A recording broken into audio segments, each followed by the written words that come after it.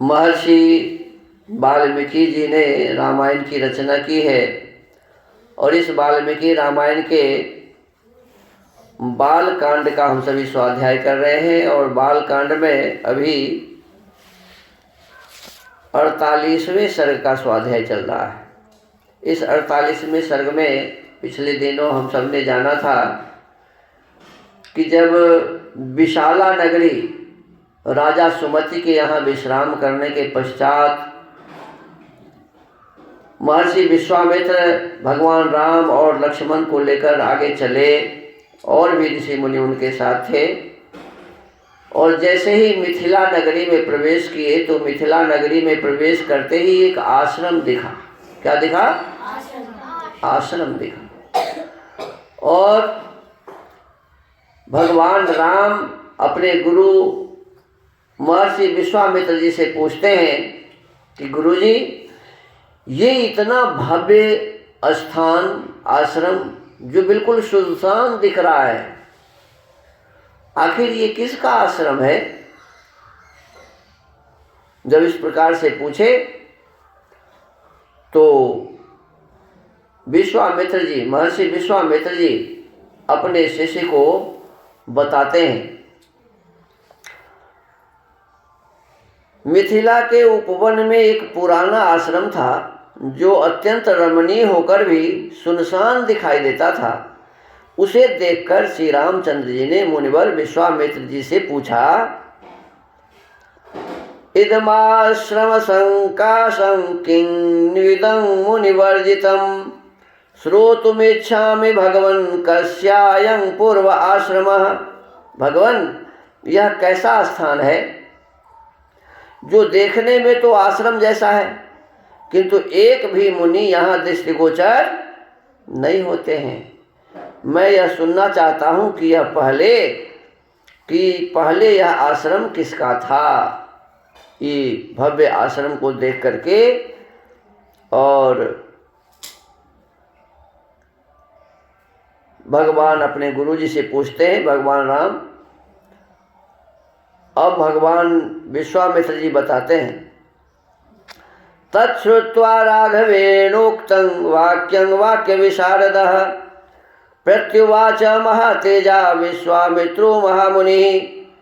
श्री रामचंद्र जी का यह प्रश्न सुनकर प्रवचन कुशल महातेजस्वी महामुनि विश्वामित्र ने इस प्रकार उत्तर दिया।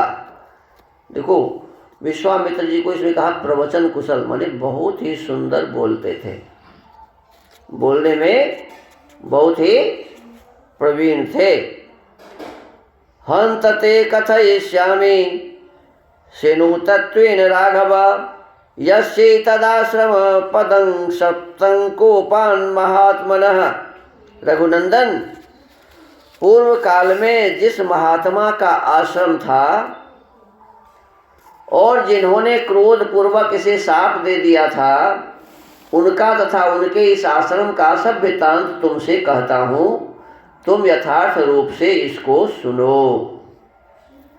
अब कहानी शुरू करते हैं। गौतमस्य नरश्रेष्ठ पूर्वमासीन महात्मनः आश्रमो दिव्य संकाशः सुरैरपि सुपूजितः। नरश्रेष्ठ, पूर्व काल में यह स्थान महात्मा गौतम का आश्रम था। जहाँ अभी खड़े हैं मिथिला में, उस मिथिला में जो वीरान आश्रम दिख रहा है, इसके बारे में क्या बताए जी? यह किसका आश्रम था? महात्मा गौतम, मुनि गौतम, ऋषि गौतम, जिन्होंने न्याय दर्शन लिखा है। क्या लिखा है? न्याय दर्शन लिखने वाले महर्षि गौतम का ये आश्रम है। कहते हैं कि उस समय यह आश्रम बड़ा ही दिव्य जान पड़ता था। देवता भी इसकी पूजा एवं प्रशंसा किया करते थे। शौचात्र तप आतिष्ठ दहल्या सहित पुरा वर्षपूगान्यनेकानि राजपुत्र महायश। महायशस्वी राजपुत्र पूर्व काल में महर्षि गौतम अपनी पत्नी अहल्या के साथ रहकर यहाँ तपस्या करते थे उन्होंने बहुत वर्षों तक यहाँ तप किया था। अब देखो, गौतम ऋषि की पत्नी का नाम क्या बताया इसमें? अहल्या। माने अहल्या गौतम की पत्नी थी और अपनी पत्नी के साथ रहकर इस आश्रम में दोनों क्या करते थे जी? तपस्या करते थे। अहल्या के साथ रहकर यहाँ तपस्या करते थे और कहा कि उन्होंने बहुत वर्षों तक यहाँ तप किया, 1-2 दिन नहीं, बहुत वर्षों तक यहाँ दोनों तप किया था। तस्यांतरं विदित्वा च सहस्राक्षः शचीपतिः मुनिवेशधरो भूत्वा अहल्यामिदमब्रवीत्। एक दिन, ध्यान दो, क्या कहा? एक दिन जब महर्षि गौतम आश्रम पर नहीं थे, गौतम ऋषि आश्रम पर नहीं थे, कहीं चले गए, उपयुक्त अवसर समझकर शचीपति इंद्र गौतम मुनि का वेश धारण किए वहां आए और अहल्या से इस प्रकार बोले। देखो, इंद्र के पत्नी का नाम इसमें शची बताया है। क्या बताया है? शची। शची का पति इंद्र जब ये देखा कि अभी गौतम आश्रम पर नहीं है, तो वह आकर वहाँ उनके पत्नी, गौतम की जो पत्नी थी अहल्या, उनसे कहा, क्या कहा? ऋतु कालं प्रतीक्षन्ते नार्थिना सुसमाहितो हिते संगमं त्वाहिमिच्छामि त्वया सह सुमध्यवे। सदा सावधान रहने वाले सुंदरी, रति की इच्छा रखने वाले प्रार्थी पुरुष ऋतु काल की प्रतीक्षा नहीं करते हैं। सुंदर कटि प्रदेश वाली सुंदरी, मैं इंद्र तुम्हारे साथ समागम करना चाहता हूँ। अब देखो, विचार करो, इंद्र को भी लोग क्या कहते हैं? भगवान। क्या कहते हैं जी? इंद्र को क्या कहते हैं? भगवान। और उधर गौतम ऋषि बहुत महान ऋषि हैं और पत्नी के साथ तपस्या कर रहे हैं, तो पत्नी भी तपस्वी थी ना? पत्नी भी क्या थी? तो कोई तपस्वी महिला को कोई यदि जा कर के बोले कि मैं तुम्हारे साथ गलत व्यवहार करना चाहता हूँ, तो वो महिला उसकी पिटाई करेगी कि नहीं करेगी? अरे कोई तपस्वी महिला तपस्या कर रही हैं, कोई पुरुष जाकर के उन्हें यदि गलत दृष्टि से देखे तो महिला उसे अच्छा समझेगी क्या? साधारण महिला भी ऐसे नहीं समझेगी। अच्छा, कोई भी एकाएक आ जाए और साधारण महिला को भी यदि ऐसा कहे, उसके साथ गलत बात बताए, उसे गलत करने के लिए कहे, तो साधारण महिला भी गलत करने के लिए तैयार नहीं होगी। और वो गौतम की पत्नी तो तपस्विनी थी और वर्षों से तपस्या कर रही थी। तो ऐसे तपस्विनी महिला को कोई भी आकर के कुछ बोल दे तो वो स्वीकार कर लेगी क्या? तो लग रहा है कि ये प्रसंग ही ठीक नहीं है, किसी ने इस प्रसंग को गलत बना के यहाँ दिया हुआ है, किसी ने इसमें गलत बात घुसाया हुआ है। ये हो ही नहीं सकता कि एक तपस्वी महिला को कोई भगवान आके बोले कि मैं तुम्हारे साथ गलत करना चाहता हूँ।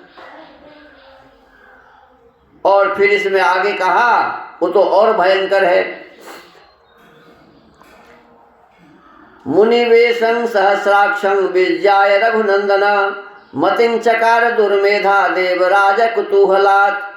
रघुनंदन, महर्षि गौतम का वेश धारण करके आए हुए इंद्र को पहचान कर भी उस दुर्बुद्धि नारी ने, अहो देवराज इंद्र मुझे चाहते हैं, इस कौतूहलवश उनके साथ समागम का निश्चय करके वह प्रस्ताव स्वीकार कर लिया। अब देखो, माने ये अहल्या के बारे में बता रहे हैं कि तपस्विनी अहल्या गौतम के ऐसा कहने पर उनका जो प्रस्ताव था कि मैं तुम्हारे साथ गलत करना चाहता हूँ, उसको स्वीकार कर लिए। ऐसा हो सकता है क्या? एक तो इंद्र को भी इंद्र का नाम ही कि इंद्र क्यों है, जिसको अपने सभी इंद्रियों का पर अधिकार है वो इंद्र होता है। इंद्र कौन होता है जी? जिसको अपने सभी इंद्रियों पर अधिकार है वो इंद्र होता है। अब देखो, अब ये कैसा इंद्र है जो किसी महिला को, सुंदर महिला को देख करके उसके मन में गलत भावना बन गया, तो इसका मतलब है ऐसे व्यक्ति को इंद्र नहीं कहा जा सकता। तो यदि इंद्र इंद्र है, भगवान है, तो वो ऐसा गलत प्रस्ताव कर ही नहीं सकता। और यदि कोई तपस्वी महिला है, तपस्विनी महिला है, तो वो किसी गलत कहने वालों के गलत बातों का समर्थन नहीं कर सकती, उसके बातों में आकर वो गलत कार्य नहीं कर सकती। तो ये दोनों तरफ की बातें अव्यवस्थित लग रही है। एक तरफ तो भगवान को बदनाम किया जा रहा है जिसे हम इंद्र भगवान कहते हैं, और एक तरफ न्याय दर्शनकार गौतम ऋषि जैसे महान विद्वान के पत्नी, तपस्विनी पत्नी अहल्या को बदनाम किया जा रहा है। तो ये हमारे शास्त्र को, हमारे धर्म ग्रंथ को, हमारे इतिहास को विकृत करने वाले बहुत सारे लोग हैं जिन्होंने ऐसा कथा बना करके हमारे इतिहास को विकृत किया है। ये वामपंथियों का काम है। वामपंथी आज से नहीं है। जब महाभारत युद्ध हुआ ना, तो उस महाभारत युद्ध के पश्चात उसी का काम चला, वाम मार्गियों का ही। और वाम मार्गियों के बाद बुद्ध आए, गौतम बुद्ध, वो भी नास्तिकता का प्रचार किए। अभी चारवाक वाली बात सुने हैं ना, चारवाक भी उसी समय हुआ। और ये सब इन्हीं लोगों का ये काम था कि हमारे धर्म ग्रंथ को, हमारे इतिहास को विकृत बनाया गया। तो कहते हैं कि यदि सचमुच में इंद्र भगवान है तो इंद्र गलत प्रस्ताव नहीं कर सकते। और यदि गौतम ऋषि की पत्नी तपस्विनी है, वर्षों से तपस्या कर रही हैं, तो ये तपस्विनी महिला भी इस प्रकार के प्रस्ताव स्वीकार नहीं कर सकते। तो इसमें लिखा हुआ है कि वो उनके प्रस्ताव को स्वीकार कर ली। तो ये निश्चित रूप से गलत लिखा हुआ है। अब आगे कहते हैं, अथा ब्रवीत सुरश्रेष्ठं कृतार्थेन अंतरात्मना, कृतार्थास्मि सुरश्रेष्ठ गच्छ शीघ्रमितः प्रभु, आत्मानं मां च देवेश सर्वथा रक्ष गौतमात्। रति के पश्चात उसने देवराज इंद्र से संतुष्ट चित्त होकर कहा, सुरश्रेष्ठ, मैं आपके समागम से कृतार्थ हो गई प्रभु, अब आप शीघ्र यहाँ से चले जाइए। देवेश्वर, महर्षि गौतम के कोप से आप अपनी और मेरी भी सब प्रकार से रक्षा कीजिए। अब देखो, इसमें बताया कि इंद्र और अहल्या दोनों गलत कार्य किए और फिर कहे कि अब आप चले जाइए, नहीं तो गौतम आएंगे तो फिर आपकी भी रक्षा नहीं होगी और मेरी भी रक्षा नहीं होगी। ये सभी बातें अव्यवस्थित बातें हैं, ठीक बातें नहीं हैं। ऐसा संभव ही नहीं हो सकता कि किसी ऋषि और ऋषि की पत्नी गलत करे और कोई भगवान इस प्रकार का गलत काम करे। जिसे हम फिर भी भगवान किस काम का? यदि कोई भगवान ऐसा काम करेगा तो भगवान किस काम का? और फिर तपस्वी और तपस्विनी किस काम का? तो इस प्रकार से इधर भी विदुषी थी अहल्या और उधर भी इंद्र भी बहुत बड़े विद्वान थे। और विदुषी और विद्वान जो श्रेष्ठ आत्मा थे, जो तपस्वी थे, जिनको अपने इंद्रियों पर अधिकार था, ऐसे लोग गलत काम नहीं कर सकते। तो निश्चित रूप से इस कथा में किसी न किसी ने गलत ढंग से इसे प्रक्षेपित किया है। और महर्षि दयानंद सरस्वती जी का कहना है कि ये जो कथा है सो वेद के एक मंत्रों को विकृत करके और उसके आधार पर लोगों ने इस कथा की रचना कर दी है। ये सच्चाई थी ही नहीं।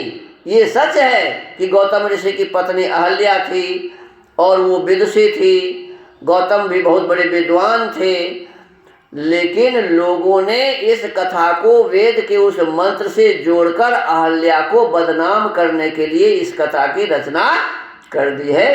तो आज इस वाल्मीकि रामायण के स्वाध्याय को यहीं विराम देते हैं। आगे यही कथा फिर चलेगी। ओम।